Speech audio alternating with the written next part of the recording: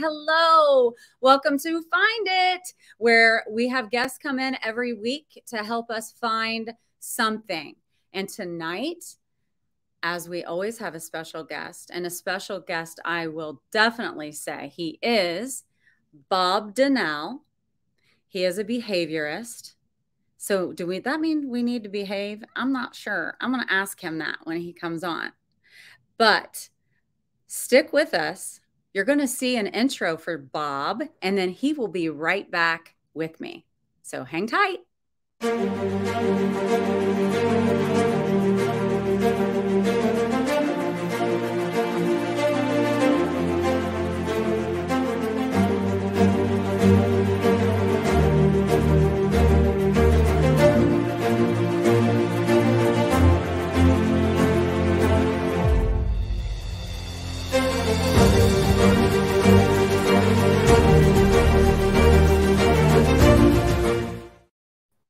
Hey, Bob. Hey there. Happy birthday to you. Oh, thank you. I'm enjoying it. What an amazing day. And I get to spend it with amazing people. So thank you for being on tonight. Love it. Good morning, Julie. Or good afternoon, Julie. Yeah. Oh, hey, Julie Preston's on here. So I am so excited to have you on. I have gotten to know you. And the more I've gotten to know you, the more I adore the person that you are. I feel like you have the most huge heart. I know that some of the things you've been out doing recently that just warm my heart, and we'll talk about that. But prior to that, let's tell everyone how we met. You got a little message on Messenger because you were going to go on the Lynn Serrano show. Yeah. Was that the first time we met? I think so. Because I wasn't sure if we met on No, not that. I'll bring that up in a minute. Okay. Because we get to be on the Tuesday night Lynn. Right, Tuesday night with Lynn. Yeah. And so that's fun because you and I have really gotten to know each other as a group too. But prior to that, I was like, okay, who's this Bob Donnell guy that Lynn's gonna have on? So Lynn and I had our show and she was talking about you. And she turned bright red. She had your book like this and she was going, and her face, and I was like, I got to send this clip to Bob, and I don't know you, but I'm going to find you on Facebook. And I was like, don't become a creeper or weird, but I got to show you this. I think Lynn's I loved it. Lynn's in the back fanning herself right now. That's so funny. But yeah, so we met through that. And then I watched you on her interview and was like, wow, really cool. Like everything that you do in your life. And then I Googled you and watched your TED Talk. So let's let you talk and tell me about where you're born and raised. I was born and raised. I was born in Oklahoma, moved here to California when I was 2. So I consider California pretty much where I was raised. But, I've lived all over the place. I went to 6 different high schools, over 20 different elementary schools, and just had the opportunity to really learn a lot really fast about myself and about others. And so one of the greatest experiences that I got from moving around so much was the opportunity to be able to assess the qualities of people rather quickly and be able to determine who was ally and who was foe. And if, being the new kid in the school every year, you better figure out how to do that pretty quick. And so I know a lot of people that have moved around a lot, and everyone that I know that's moved around a lot goes, that's exactly what I learned too. So, wow. But that being said, I was raised by a single mom. My dad was never in the picture. Don't know his name. Don't know anything about him. Wow. But she was diagnosed with cancer and told she was going to have 6 months to live when I was 15. She ended up living till I was 17. But so that's kind of the quick start of my life. Right. And I did read about that. So I do know. I just want our audience to understand the upbringing that you had. And you weren't privileged in any way. I mean, you were struggling, right? Growing up. And why did you move so much? My mom was just sick a lot in my life. And, I just thought we moved a lot. I thought we lived with some of our friends sometimes. I just thought that was just kind of this cool thing that I got to live with my friends. Sure. You didn't know any differently. I didn't really know any different. And then I remember probably being, 26, 27 years old, and me talking to my older brother who was 10 years older than me and saying, yeah, I mean, we moved around a lot. I don't know why, but we just moved around. He goes, you don't know why? I'm like, no. And he goes, because we couldn't afford to stay in one place. I mean, okay, something would happen, mom would lose her job or whatever, and then we'd have to move. And I'm like, really? I said, I never remember any like eviction notices. And he goes, no, everyone loved mom.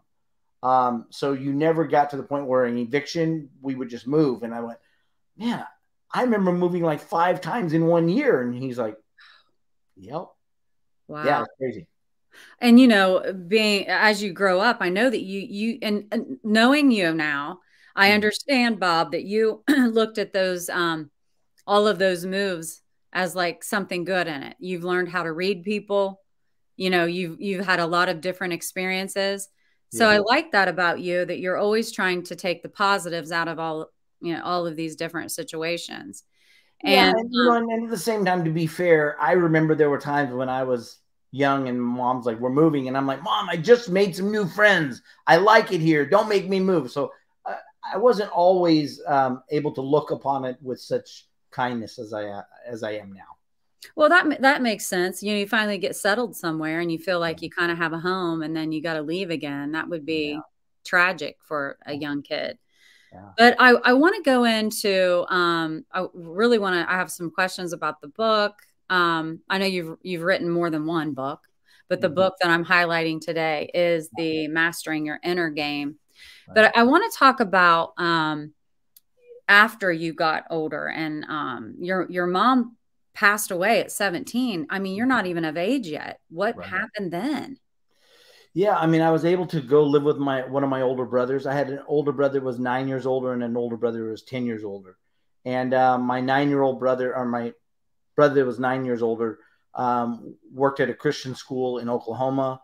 And so I was able to go live with him for the last, 8 months of my senior year, and then returned back to California after I graduated high school and began that journey. But so you left, you're like fresh out of high school, and you go move out and on your own? Yeah, I was very blessed. I mean, I've been really blessed with great relationships in my life. And I owe that a lot to my mom, and I owe it a lot to my, the people that I've surrounded myself with over all these years. But I had a family that said, hey, I was good friends with the oldest son. And they said, you can come live with us and, kind of get back in college, and all that. Okay, great. So I lived with them for maybe 7 or 8 months. And then I rented a room up in Pasadena from a little old lady named Mrs. Lockemeyer. She was probably 75 then. And I remember I just rented a room from her, and I couldn't have any guests, couldn't have anyone come over. I couldn't use the kitchen. I could have a hot plate, in my, I mean, it was, now I look back and I go, that was hilarious. But what an amazing woman who really gave me some good, a good year for me to kind of get grounded. Yeah. And once you got grounded, I mean, during that time you had to pay bills. So did you have a little job?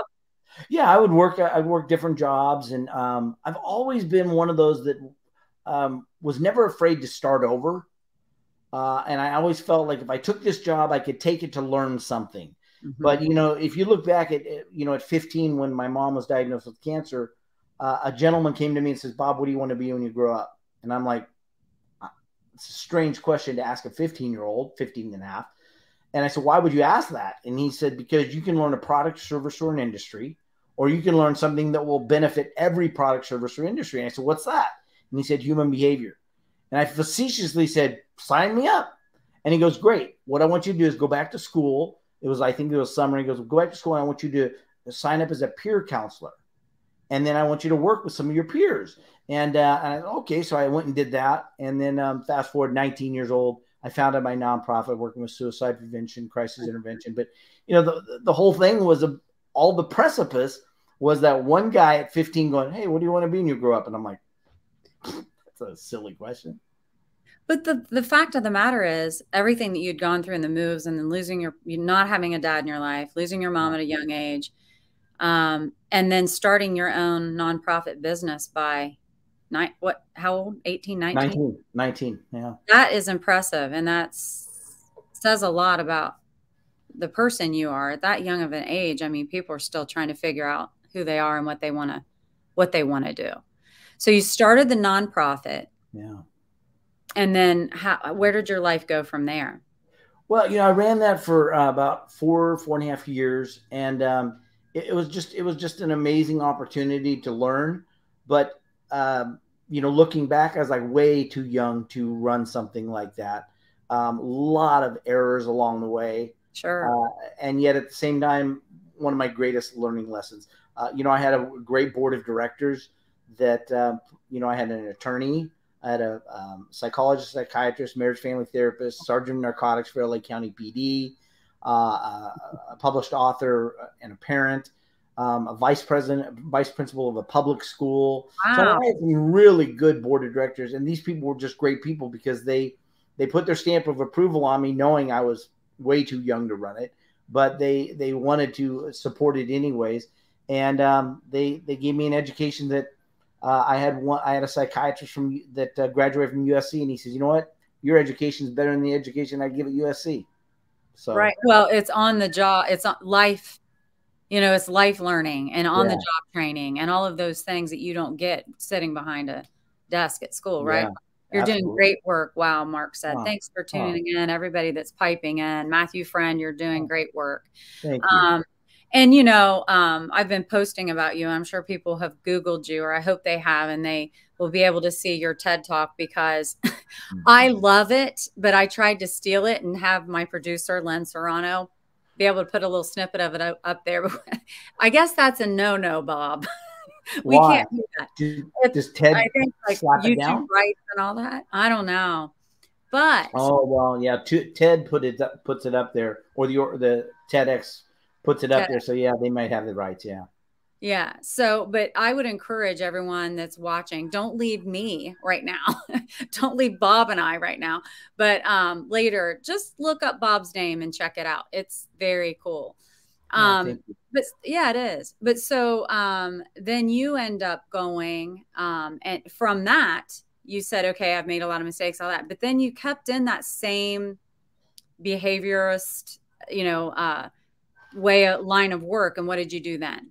The funny thing is I considered myself always in that work, but the bottom line is I took jobs. I took jobs from every walk of life. I mean, I've sold construction equipment. I've worked as a consultant for companies. I've worked as a sales manager. I've done everything you can possibly imagine. But I always took it with the understanding that what I'm going to learn in this is another avenue of human behavior, just in a different set of circumstances. And so that was the blessing that I had with that. And, I love what Garth Brooks talks about. He talks about there's a blessing and a curse. And one thing is a blessing and one thing is a curse, but there's always this blessing and a curse. It was a curse many times because maybe I didn't have income for a period of time, or because, it was something new. I had the learning curve and to ramp up. But I tell you, the benefits far outweigh the setbacks. Right. So I don't know from that point to when you got married, but I kind of want you to take me through that. I want people to understand the life that you've had and the loss that you've had to explain, and then to where you are now. So yeah, I mean, I think relationships can run their course sometimes if you're not careful. And I think that's probably what happened with me. I had, kind of the best way to describe it. I was very blessed to have some great people in my life. But not a whole lot of them really modeled a great relationship. Although my mom was an amazing woman, she had multiple relationships that just didn't pan out. And so I think that's probably one of the greatest challenges is trying to figure that out along the way. And I had my son one day, he said, my oldest son, when he was probably 26, he goes, Dad, he goes, you're a pretty good dad for never having one. And I'm Aw. like, I thank you. But I was like, wow, I've never even thought of it that That way. is so really, that's a profound statement. Yeah. Yeah. The fact that he realized that I didn't have a dad was really, impressive because I never really thought about it from that standpoint. But yeah, I think, those things are the learning curves. And I think some things you can have a learning curve really presented to you in such a way that you can use it. And then sometimes you're given the learning curve, and unless you know how to use it, it goes by as an expense. I believe that there's a price paid. I talk about price paid a lot. Everything you and I have been through today, Dave, everything that you and I have been through, good, bad, ugly, everything in our lives has been the price we've paid to be who we are today. The challenge with that is we can look at that price paid as an expense, or we can look at it as an investment. An investment, the only difference is that an investment has a return on investment. Yeah. So that's where I've been really blessed, is I've been able to have a lot of people really speak into my life and say, here's what you can do with this experience, with a failed marriage, with a failed business, with a bankruptcy, with blank, blank, blank, blank, you name it, whatever you guys have. We all have those setbacks. And I think one of the biggest things is to just realize that I expect a return on my investment, and it's a price paid. So I want the return on my investment, and then I have to seek it out. That is really well said. Emotionally or, tangible with jobs, money, all of it, all of this stuff. Definitely. So when you, how old were you when you got married and had children of your own? 21.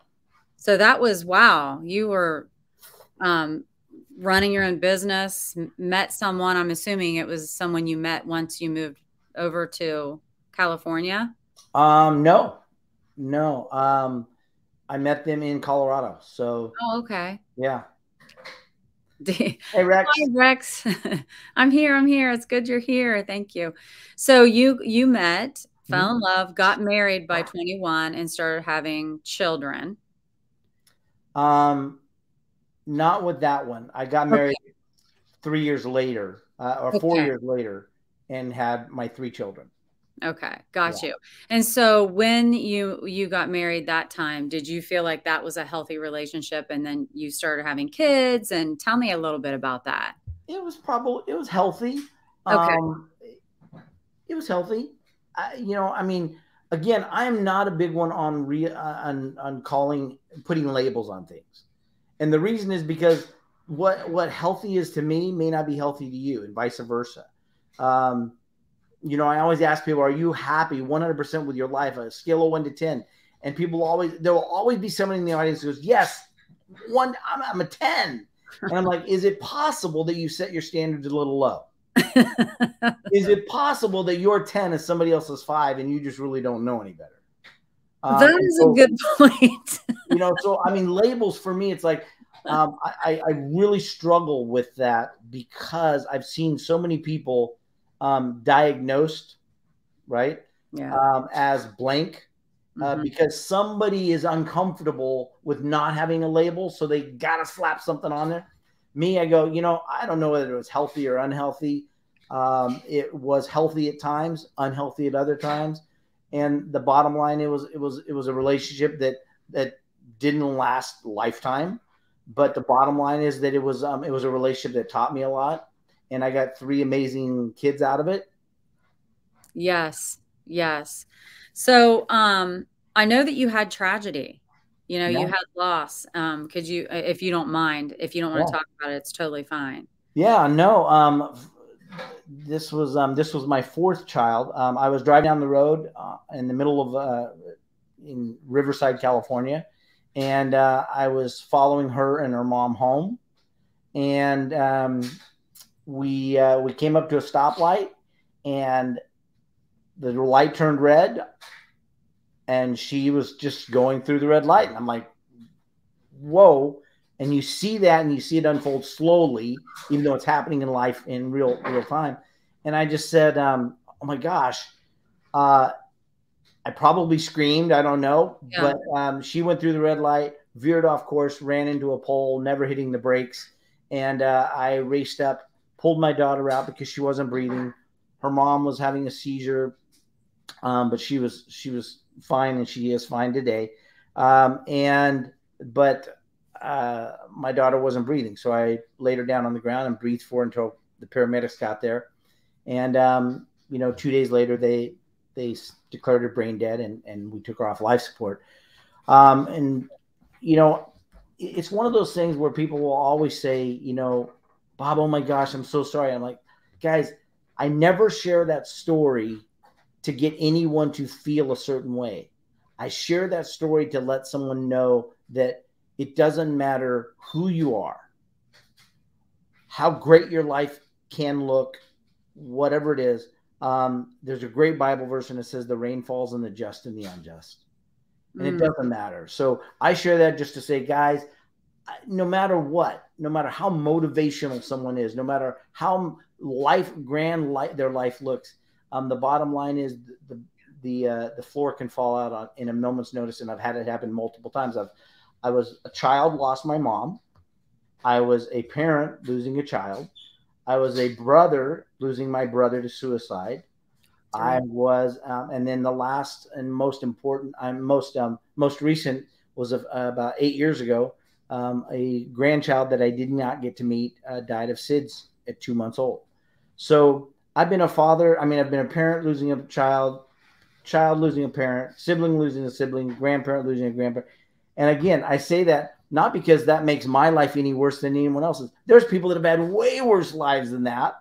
And yet those people would be like, and there's been people that have been way worse lives than mine. The bottom line is, look, guys, we're all in this thing called life together.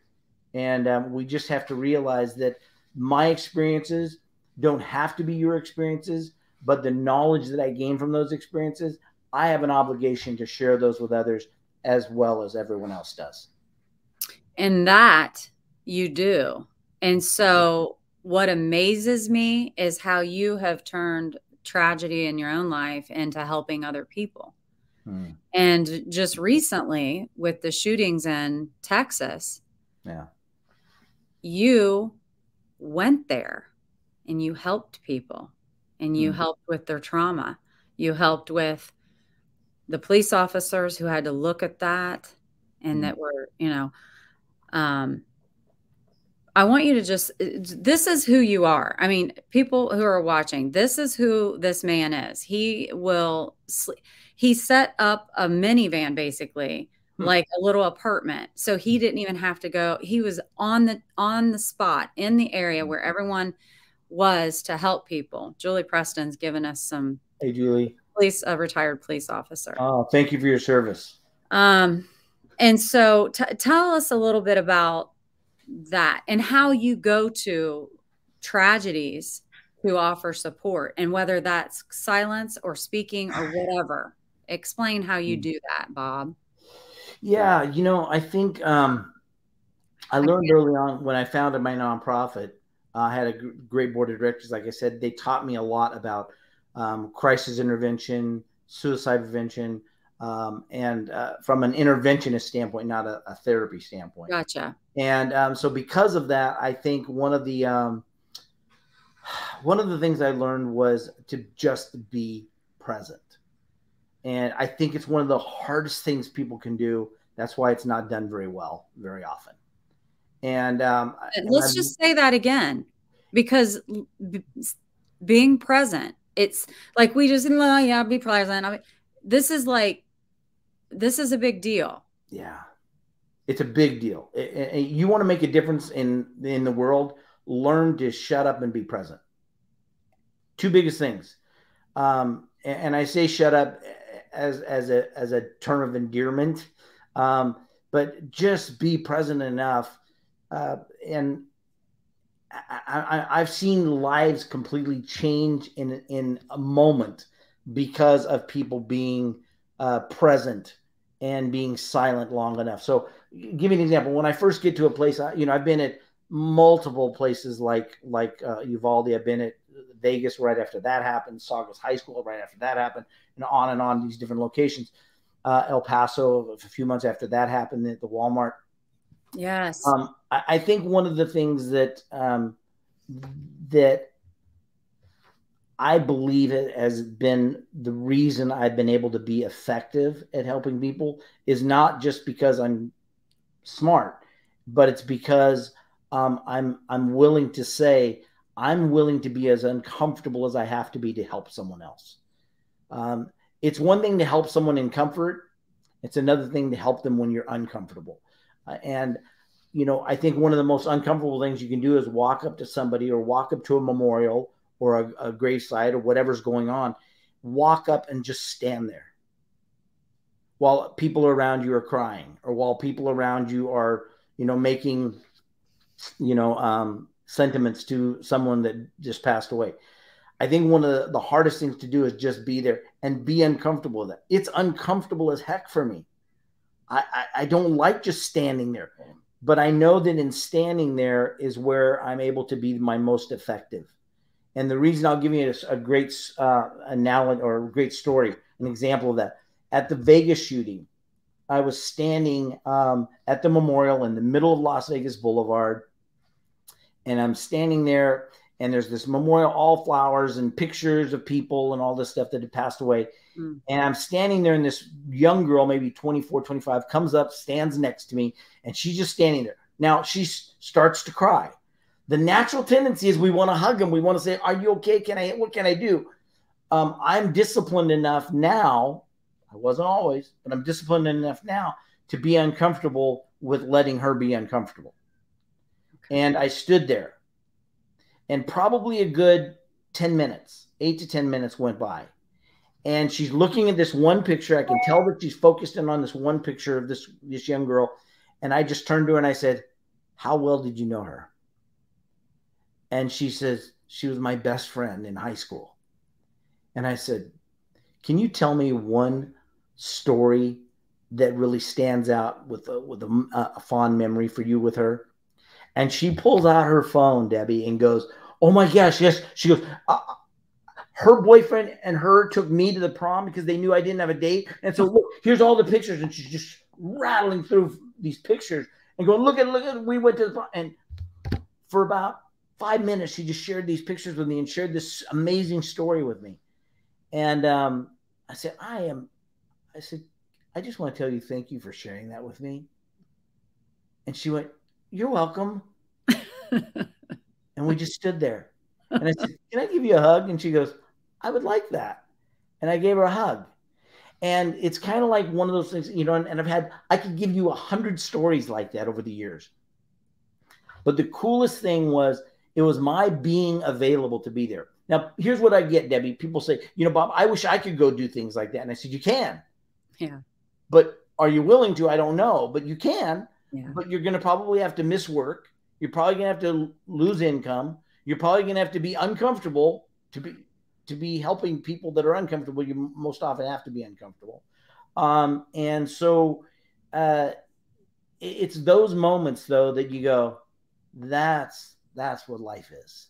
Mm. That's what life is. When you share a moment like that, or another one where a guy's sitting there and he's got a beer and he sets it down in front of this wooden cross of a guy. And I go, just look at him. He's a stocky guy. And I said, "How well did you know him?" He goes, "I didn't. I was off-duty fireman. I was at the concert, enjoying the concert. Shots rang out, and he fell basically in my arms, and I tried to give him life-saving measures." And then he started to cry.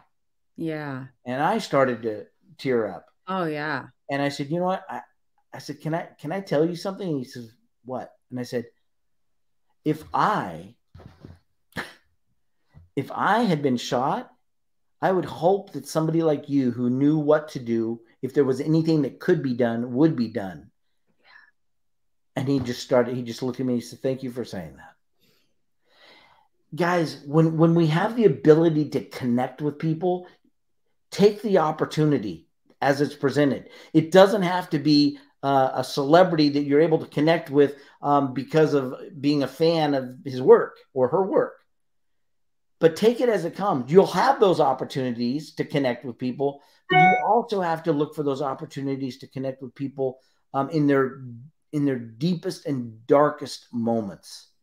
And that's where I think we all come out of it so much better when we help people in those moments, as well as when we celebrate their victories. That is so true. And I know my sister says she loves this. I saw Ken Walls. Thank you for sharing this out and being here.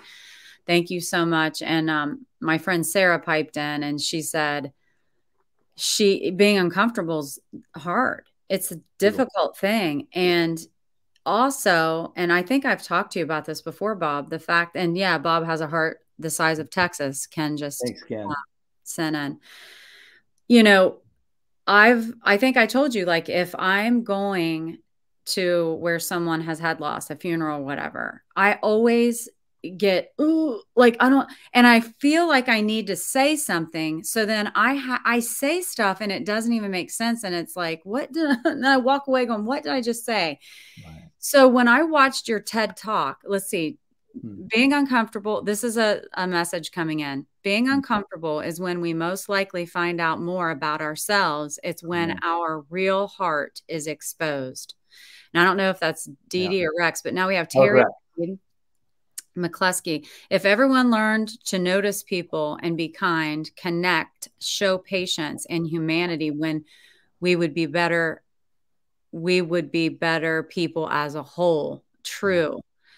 And Julie, wish I had Bob in 2005. So important. Yes. So is that when I think Larry, a police officer, was shot and killed in our town? And but so being uncomfortable, it's not being uncomfortable, allowing yourself to be and being okay with that is so difficult. And when I watched it's Dee Dee instead of Rex. Hi, Dee Dee. The fact that you started your TED talk out, and when I first watched it, I was like, well, the volume's not working. What's happening?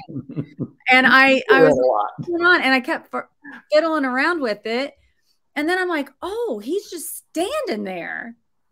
Is that why you did that? That was to make a point. And I was saying in a low voice, I was saying, I see you to several audience members. So I would look at the audience member and I would say, I see you. And I would say it in a quiet tone, and on purpose. But really the idea was to just give them a moment to just sit and be, and let them know that they were seen. It's one of my favorite exercises that I get to do. I get to do that sometimes online. I get to do that in with audiences, and it's always a challenge for them and for me. But it's always the greatest opportunity for them and for me. Oh, I love that. So yeah, you were saying, I see you. And that is one of the things that I had written down. And it was, I love that and you mean it. I see you. To you, what does I see you mean? To me, I see you is the embodiment of everything that makes you and I up who we are. I see, when I'm talking at an audience, I'll say, I see you. I see all the hurts. I see the disappointments, the times you've been lied to, you've been cheated on, the times when you've been misrepresented, misunderstood. I see you on those moments of victory. I see you. Not the experience, not the one thing, not the thing that we want to notice. I don't see your hair. I don't see your eyes. I don't see all the things that are attributes, but I see you. And when we talk about it from that standpoint, I think the greatest thing that we walk away with it is that the person says, you mean me? You mean me? Me? Oh man, I've had people literally come up and just cry, just literally come up, wrap their arms around me and just start bawling. And they're like, I haven't felt seen for Oh my so gosh. long. Wow. I That haven't makes me felt sad. seen for so long. Yeah. I've had men come up and go, I've always just felt like I was just a paycheck for my family. And I've had women come up and say, I never felt like anyone saw me, that I gave my life to my family and nobody saw me. And so then we talk about identity, right? We've lost identity. Well, you lose identity, and that's probably one of the biggest things that that you can have happen if you're not able to retrieve it, because you have to have an identity or you cease to exist. Right.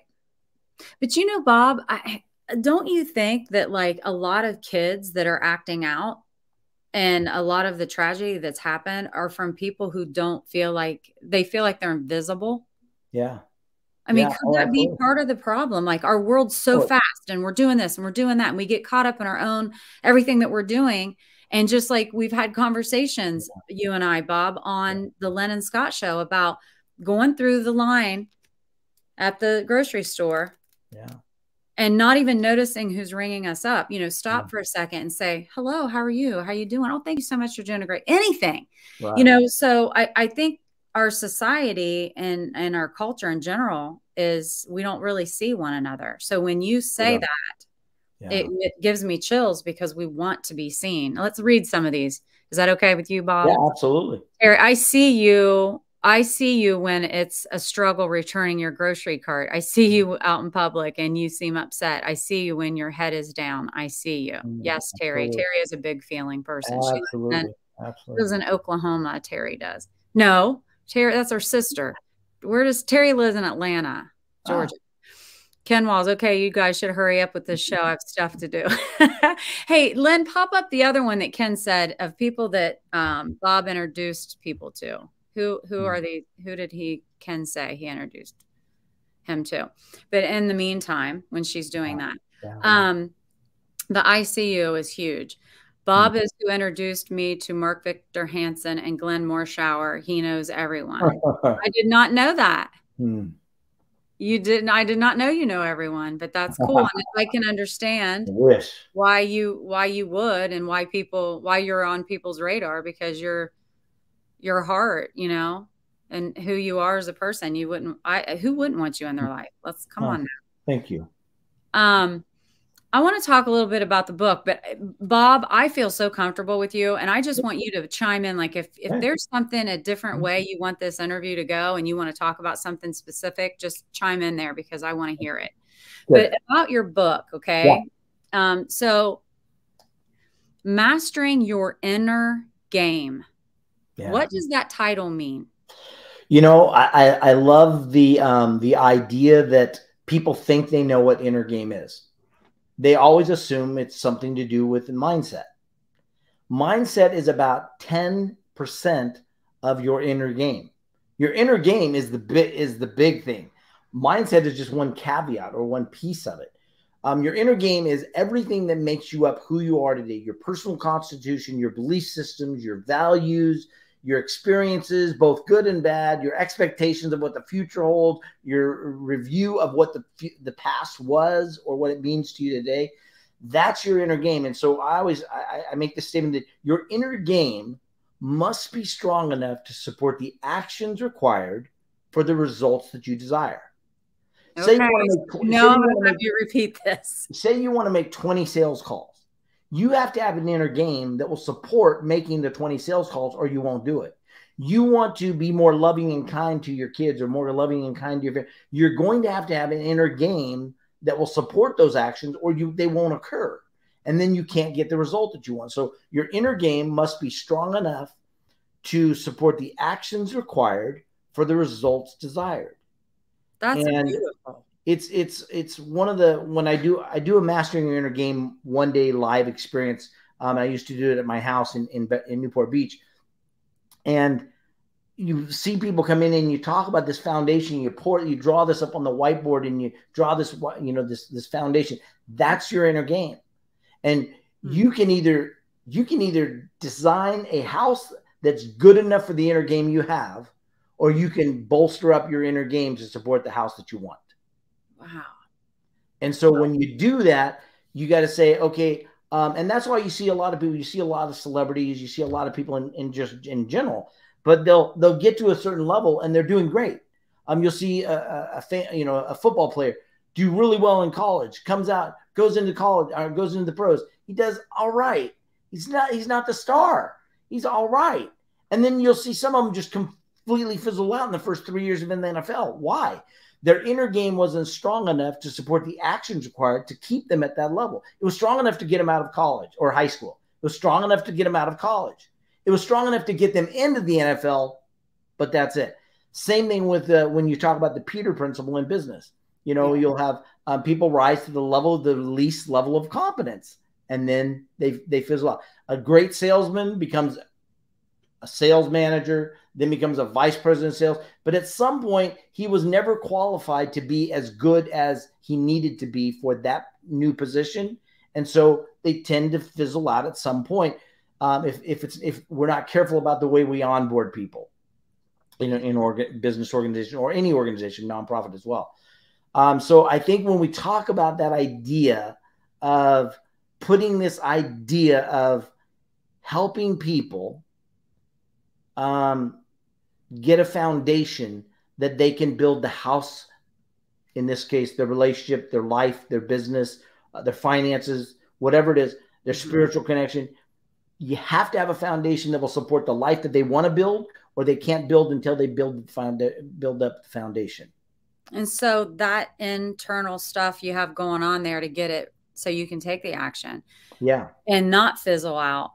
What advice do you give people on how to do that? I mean, I'll say, I think probably one of the best things to do is to realize, to be really conscious and aware of what's working and what's not working.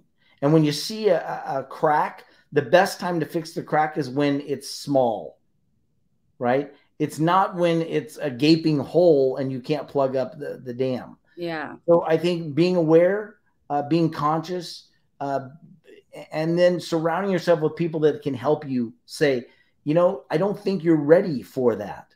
I'm a big believer that I would rather have 20 people tell me, I'd rather have one person tell me you're not ready for that than to have 20 people tell me, oh yeah, you are, without giving consideration to whether I am or not. Yes. I want to be surrounding myself with people who, my next level by association, one of the pillars is I surround myself with people who know all my flaws and they love me as if I have none. Because those are the people that they'll stand by you through thick and thin, and they will actually rally for you to help you. Those people who are great at just telling you, oh, you're doing great, man, I love you. But you know what? I think it's on other people that that's another uncomfortable situation. Yeah. To give that corrective criticism or be an honest advice. Sometimes they just don't.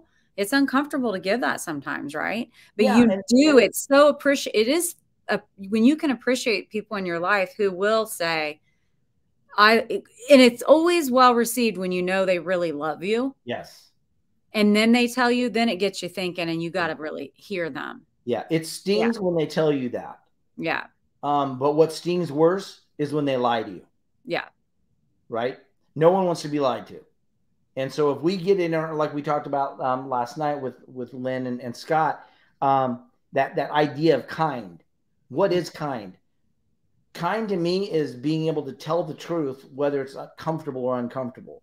Kind to me is being able to set boundaries so that they know, so that there's no miscommunication about what's acceptable and what's not acceptable. One of the next level pillars that I talk about is whatever becomes acceptable becomes inevitable. So you decide what becomes acceptable because it's going to become inevitable. I had a gentleman one day who was an insurance salesman. He says, Bob, when can I, I'm having a hard time. Can we talk? And I go, what's going on? He goes, my business is really floundering. I said, you've been in insurance sales for a long time. You got residuals built up. What are you talking about? He says, I'm really struggling. I said, well, what's going to happen if you don't get your business back up anytime soon? He goes, well, I'll probably lose, maybe lose my house. I said, really? You've been paying on that house for a while? He goes, yeah, like 30 years. I said, so you're about to lose a house because you can't get your business back up? He goes, yeah. And I said, whatever becomes acceptable becomes inevitable. I said, so let me ask you this. If you lose your house, where are you going to move to? He goes, I guess we'd have to just move into an apartment. I said, how's it going to feel to go home, tell your wife of, how many years and that you've paid in this house for 30 years and then you're going to lose it and you're going to go live in an apartment? And he started to weep. And I said, the fact that you're already looking at having to move to an apartment tells me you've already out. He's already accepted it. And whatever becomes acceptable becomes inevitable. Conversely, I had a woman say, Bob, I'm having a hard time losing weight. I gain weight, lose weight, gain weight, lose weight. I said, when did it become acceptable to be fat? Now, I know some of the people are going to say, but that's really mean, Bob. No, I wanted it to jar her. I wanted her to go, because she probably doesn't call herself that. She might say, I'm overweight. She might justify and rationalize. I wanted her to come to grips with that. And she said, I said, when did it become acceptable? She goes, it's never been acceptable. Debbie, no matter who I'm talking to, it doesn't matter whether it's about finances. It doesn't matter about relationships. When did it become acceptable to be in a bad relationship? When did it become acceptable to be, not able to pay your bills? Whatever it is, the answer is always never. It's never been acceptable. I said, no, there was a moment of acceptability. And this woman says, no, there wasn't, Bob. I've never made it acceptable to be overweight. I said, have you ever tried a pair of pants on that didn't fit? They were uncomfortable. It was so uncomfortable that you did something. She goes, yeah. I go, what did you do? Did you wear them anyway? She goes, well, no, I put them back in my closet. And I said, that was the moment of acceptability. Oh, because once you made that acceptable, guess what? Tomorrow, you didn't go try those pair of pants on again. You made sure you put on a pair of pants that were going to fit comfortable because you didn't want to go through that feeling again. That feeling was the moment of acceptability. And she went, oh my gosh. She said, what do I do? I said, we need to reverse that. We need to say what I said. At one point, you became uncomfortable with being attractive. She goes, really? I said, tell me when the first time that you remember somebody looking at you, making you feel uncomfortable about the way you look. She goes, I was walking through the mall with my mom.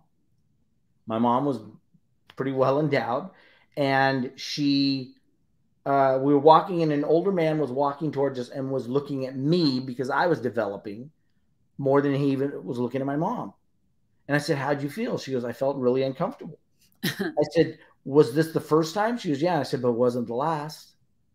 And she goes, no, it wasn't. I said, so what did you do? I said, when did you start wearing baggy clothes? She was wearing a baggy sweatshirt. She looked at me and she goes, maybe the next year. I said, see, because it became acceptable for men not to look at you, for boys not to look at you. It became acceptable. Do you want a man to look at you, desire you, love you, and want to have an amazing relationship with you? She says, yes. And I said, then you're going to have to change what becomes acceptable. You're going to have to make it acceptable for men to look at you, want you, desire you, just like you want them to.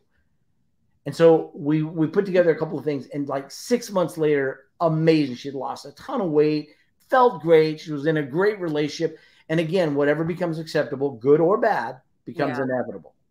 Yeah, that's great advice too. I know that's in the pillar. This is a good book, but something that really spoke to me, and I just want to read this really quickly. It's in the book. It's pillar 2, and it's desire.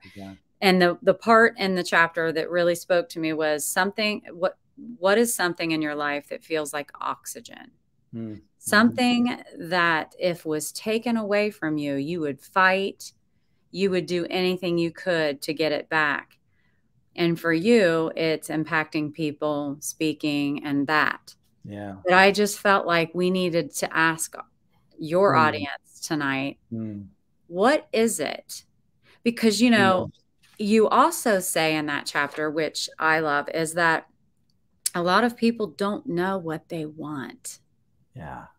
Yeah. That's huge. Yeah, it is. It is. It's a great example of how can you get what you don't know that you want, right? But I think one of the questions it can say is, again, what is it that if I don't have right now, that I will cease to exist? and it's that oxygen, right? Mm-hmm. It's for me. Um, for me, I want to impact people and I want to inspire people. I want to give them strategic action, all of those things. And the bottom line is, if I can't do that, I'm really not that interested in doing anything else. Yeah, because this is where you get your fulfillment in your Absolutely. heart. It's like your oxygen. Mm. Um, Terry, oh shit, hung up a bunch of pants I can't wear. And I hung them back up and said, well, I'll get them later. Wow, I need to reevaluate taking accountability and pull them back out. Oh, I love that, Terry. Thank you for sharing I that. love it that she's open and honest. She's like, I'm going to put it out there. I But, had a gentleman's after we talked about this one day. He said, he emails me and he goes, I went home. I had ordered some pairs of pants because my other ones were too tight. He's, I went home. I canceled my order. I got them and I sent them back. And I just insisted on wearing these pair of pants. I always get, what am I supposed to do? Wear these pair of pants? And I said, man, the tighter the better, honey. The tighter the better. The more uncomfortable. to remind you will do something about it if you're that uncomfortable. I had an not eighth grade. I don't know why I said that. I had a Spanish teacher in like my junior year, Mrs. Bennett. I remember her saying the time she doesn't get on the scale and do all that, if her pants get a little snug, she just eats less and exercises more. Absolutely. And I've never forgotten that because I'm like, it seems so simple, but we do. Yeah, I do too.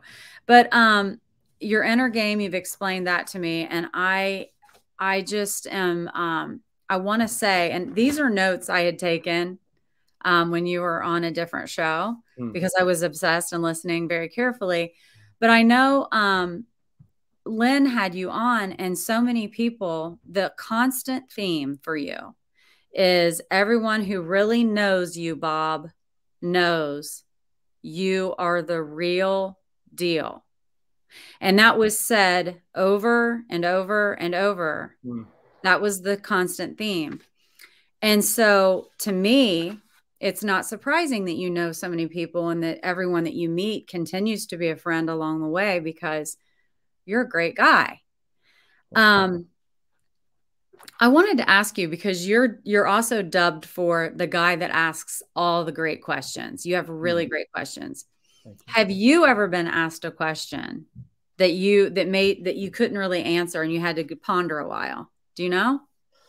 I'm sure I have. I'm not thinking of one off the top of my head, but I think that the key to asking great questions, the quality of your connection will be determined by the quality of questions you ask. Of course, I teach called connectology. That's one of the pillars. Yeah. I want you to talk about that. So the quality of the connection will be determined by the quality of questions you ask. The idea of asking a great question isn't to stump them. Yeah. Right? That's not what makes a great question. Right. So then you break down what makes a great question. And so the idea is to asking a great question that that lightens them up or lights them up, that makes them go, yeah, that's what I'm talking about. That's a great question when we do that. So in connectology, we talk about the quality of questions and what makes a great question. Well, one, a good question begets a great question. So if I ask you, I've used this example a lot, and I know I used it on Lynn's, I believe. If I just walked up to somebody that I met on the street, say I just walked up to you and said, hey, Debbie, would you like to have sex? You're going to slap me, right? And rightly so, because the relationship currency isn't there. So we have to have a good question, we have to ask a question that's appropriate for the relationship currency that we have.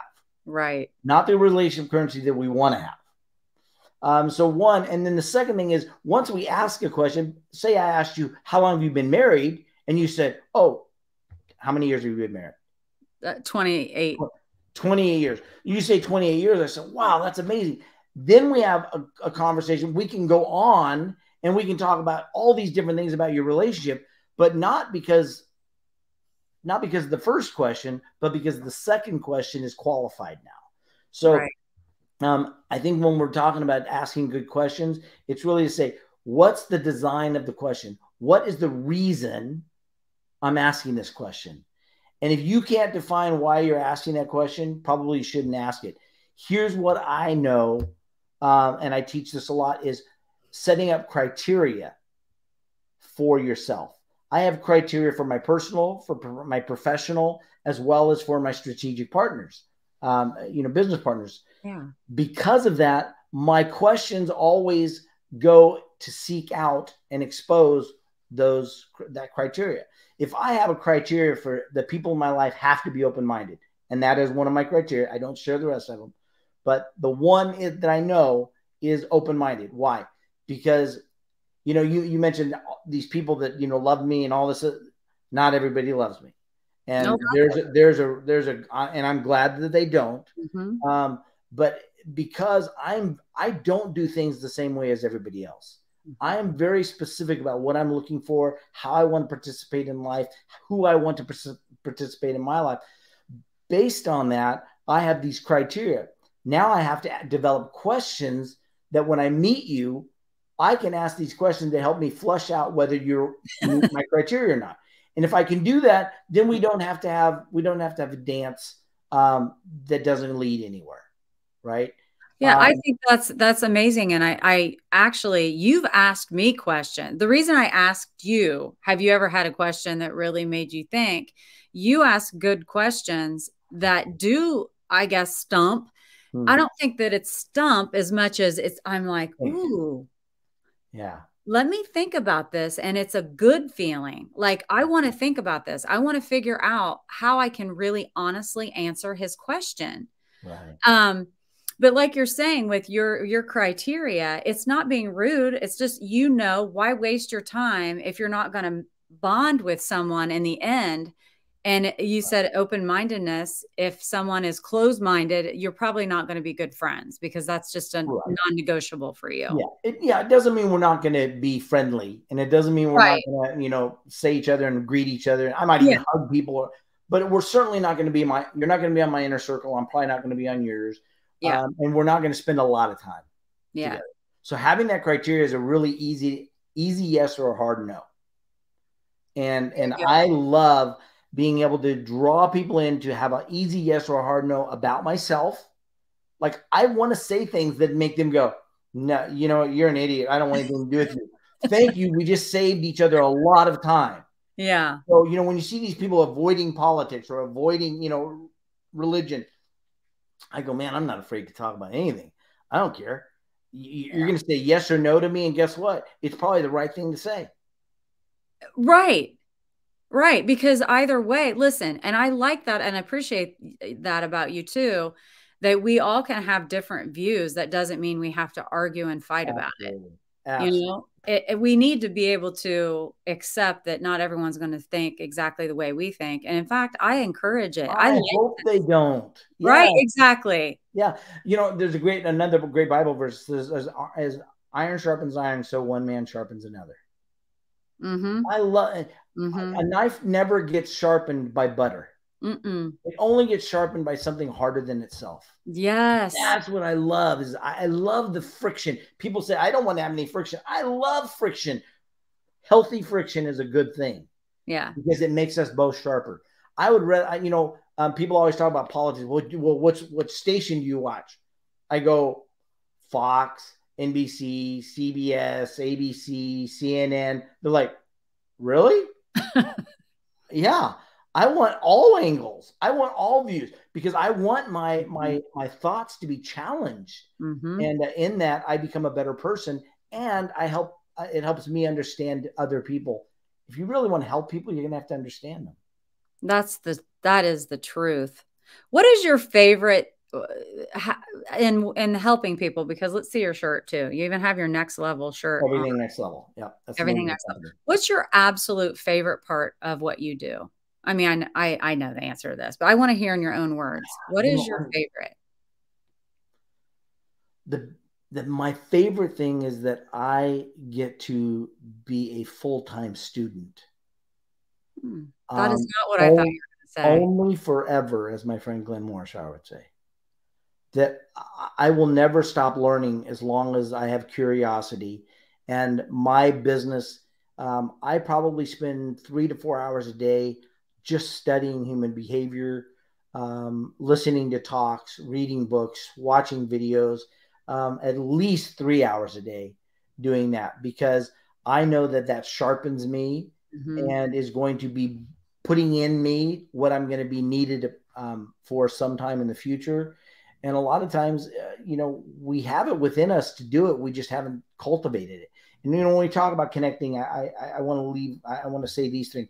There's one thing to contact people. There's another thing to connect with people. Oh, I love this. And then there's another really thing. Listen up to this. Say this again.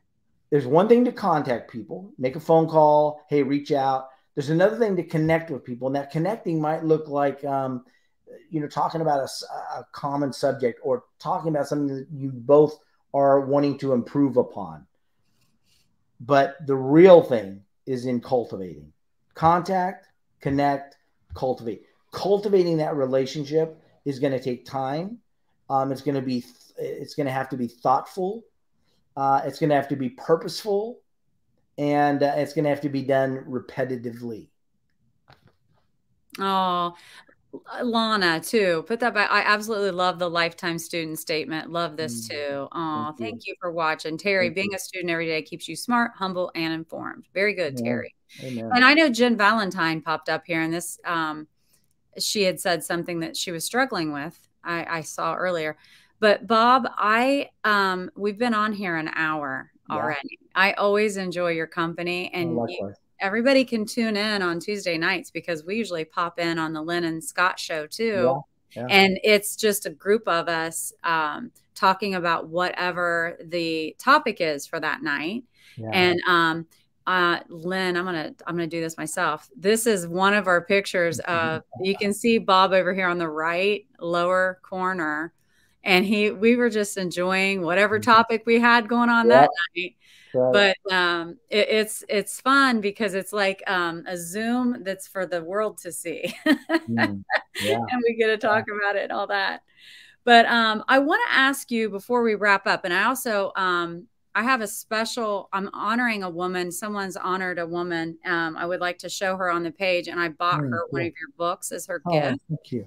And I'm going to do this a few more times with your book as well. Awesome. But before it's we go on to the lady that we're honoring, which I thought was a really good thing to do, especially with you, because you're so much about other people and honoring people and all of that. So what this show's called Find It.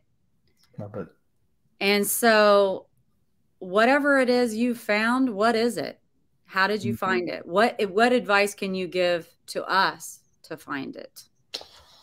I think, one, it comes through a lot of experience, letting experiences shape you with the desire that you want to become better out of the experience, no matter what it is. Whether it was my daughter dying, whether it was my brother committing suicide, whether it was, that mountaintop experience that I had at youth camp, whatever it is, all those experiences go into me. So letting those experiences shape you with the expectation of the return on investment, right? And what did I find? I found that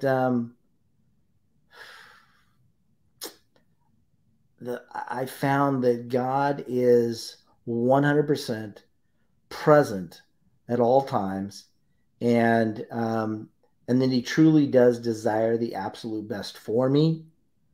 And it's about time that I accept that I need to want the absolute best for myself, so that I can be the absolute best version of myself for others. And I think that that's one of the hardest things to do, is we want to put others first, and yet we have to put ourselves first so that we can be there. I deal a lot with drug addiction and things like that with people. And one of the things I always say is, while they're trying to find their way back to life, can you just focus on you? Focus on being the absolute best version of you. Focus on getting healthy. Focus on staying strong. Focus on all these things, so that when they're ready and they go, Mom, Dad, I need help, you go, got you. Got it. Yeah. and you don't have to falter. And I think that's one of the things for me. It's kind of learning to take care of myself in such a way that I can be there for others when they need me. I love that. And all the other stuff that you've said about letting, experiences, good or bad, allowing it to be a learning time and a gift. Learn from it, grow, get better. Thank you, Bob. Thank I you. mean, wow. I mean, this has been so amazing, and we've had so many guests popping in. Use your experience, yes, Sarah. A lot of people have been watching this, and I'm so grateful to everybody, and I'm especially grateful to you for being here and taking your time, and as you always do for everybody. But you put yourself first, and you're a healthy, mentally healthy, strong guy, so you got this. Yeah. So I want to, while on the gift for the girl that was nominated, who and Lynn, I can pop this up. This is who won, and her name is Jennifer Valentine, and Julie Preston nominated her, and this is why she nominated her, as a woman, women building women up and appreciating each other, and letting people know, saying out loud that they appreciate and admire you. And she said this, Jennifer Valentine, I think Jennifer's on here. Jennifer is my nomination. She's beautiful inside and out. She's always cheering everyone on. She works so hard raising her family and being a constant positive energy for everyone around her. I love being around her. I love her travels and her zest for life, food, and taking care of herself. She knows self-love. So, Jennifer, you have won, because you are one heck of a gal, Bob's book. I wish we could get it signed. I can't just run over and have him sign. He's on the other end. Come on over. Come on over. I'll sign it for you. Lovely in California right now. That's right. And so we wanted to honor you today and give you one of Bob's books. And he's an amazing man. So you're getting a great gift. So congratulations. Thank you for being you. Thank you for being you. Absolutely. Yeah. Love that. So, and with that, it's been a great birthday. So, I mean, two great people. Some of the things that you said reminded me of, it kind of paralleled some of the things that Steve Rizzo said earlier too. The price paid. Self-awareness, about self-awareness. And you said that, and I thought it immediately made me think of him. And I respect Bob so much that I put on my pants to watch this episode. This is Joe. This is Joe Ingram. Oh, Julie, thank you. And Debbie, I was going to buy his book. Well, you get a free one now. You'll just have to buy a copy for someone else. Jennifer, I want to say something. This is something I sometimes when I'm working with a celebrity or I meet a celebrity or something, one of the things that I've really driven home backstage at one of the award shows, I walked up. I said 5 people I'm going to say this to, and I walked up and I said, and I want to say this to you, Jennifer, that who Jennifer, you are. You hear this? He's talking to you. Who you are, Jennifer, is more important than what you do. Because who you are will determine the quality of everything that you do. And I see you, and I want to receive the greatness that's within you. And I want to tell you that I absolutely love you. I love you for who you are. Has nothing to do with anything else other than who you are. So thank you for being that person. I love her too. And this is what we need to do. I love love. And Bob, I know you do too. Yeah. And so it's a matter, that's a matter of like just speaking it out. And what a perfect honor, Jennifer, with you, because I had a feeling you would respond that way. Thank you so much. Thank you. Is there anything else you want to say? Anything coming up that we need to know about to follow you? Do you want, I know everyone, oh, Joe, great show, wonderful insights. Happy birthday again. And thank you for paying tribute to inspiring ladies like Jennifer. Yes. Welcome. It's all because of these girls. They come to play. We build each other up around here. Jill Howler. Oh, Jill, I got a balloon. I have a balloon off my porch from you and Jill Howler and Wendy Brown. Congratulations. Next Level by association. Yeah. That's what you guys need to look up. Next Level by Association and his book. And look, yeah. I want them to check out your TED Talk because it's please. And it's like 15 minutes. Yeah. So it's like there's no excuse not to watch it. It's just it's too good. It's like, and I think it's really difficult to power pack in a lot of good information in a short amount of time. So all right. I think Lynn's giving me the wrap it up. The wrap it up. But anyway, if anyone wants to reach out to me directly, they can text find it, all one word. Okay. To 949-229-8016. 229-8016. And just text find it. And you can we'll set up some time to just kind of get connected. We'll do a Zoom call and just kind of get to know each other. I'd love to learn more about who you are and what you're doing, what you guys are passionate about. So anyone wants to do that, more than welcome to. That's amazing of you, Bob. I thank you so much. So that's a great little offer for these listeners today. Thank you. And so every Wednesday night at 8 p.m., I'm not going to do any double features for a while. This is going to be it for a minute. So the next few weeks, it'll always be at 8 on Wednesday night, 8 o'clock Eastern. Tune in every night to join us. A lot of great information, but I love to shut up and listen. Great show. Bob, I'm telling you, people love you. And the people who don't love you, they kind of love you anyway. We're just going with that. So, well, I always say I'm so flawed that I'm perfectly flawed. Perfectly flawed. That's what it's fine, right? You're self-aware and you love yourself. And that's so important. It's not conceited. It's just, oh, hey, everybody. It's just you understanding who you are, loving who you are. And then we're better for everybody else. Yeah, definitely. Definitely. So with that, have a great evening, Bob. Thank you. Stay with me though. And everybody, see you next Wednesday at 8 p.m. Eastern. Have a great night. And thanks for everyone tuning in. It means the world. Thank you, guys.